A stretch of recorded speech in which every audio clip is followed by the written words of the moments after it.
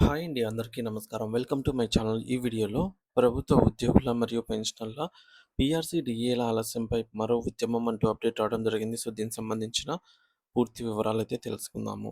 ప్రస్తుతం సమాజంలో సామాన్య మధ్యతరగతి ప్రజల ఆర్థిక పరిస్థితి, జీతం అలాగే మూరెడు ఖర్చు,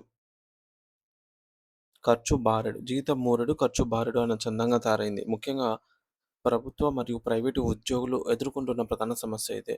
సో, రోజురోజుకు నిత్యావసర వస్తువుల ధరలు ఆకాశాన్ని తాకుతున్న వేళ, సో, వంట సరుకులైతేనేమి, ఇవన్నీ వస్తువుల ధరలు పెరుగుతూ ఉండడంతో సామాన్యుడి బ్రతుకు భారంగా మారుతోంది.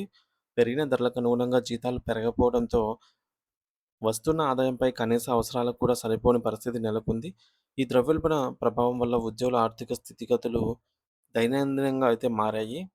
మరోవైపు ప్రభుత్వ ఉద్యోగుల పెండింగ్ బిల్లుల సమస్య మళ్ళీ మొదటికొచ్చేస్తుంది. గత ప్రభుత్వం ఇచ్చిన హామీ మేరకు రూ.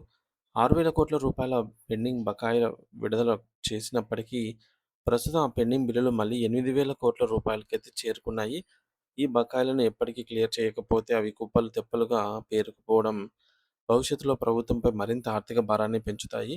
కాబట్టి ప్రభుత్వం వీటిని కేవలం ఆర్థిక భారంగా మాత్రమే కాకుండా ఉద్యోగుల పట్ల తమకున్న బాధ్యతగా భావించి తక్షణమే ఈ పెండింగ్ బిల్లులను చెల్లించాల్సిన అవసరం ఎంతైనా ఉంది.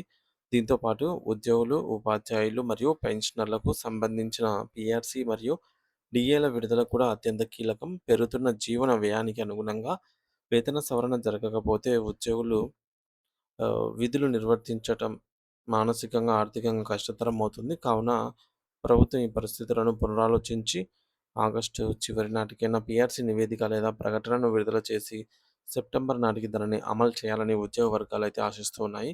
తద్వారా ఉద్యోగులకు ఆర్థిక భరోసా కల్పించినట్లు అవుతుంది.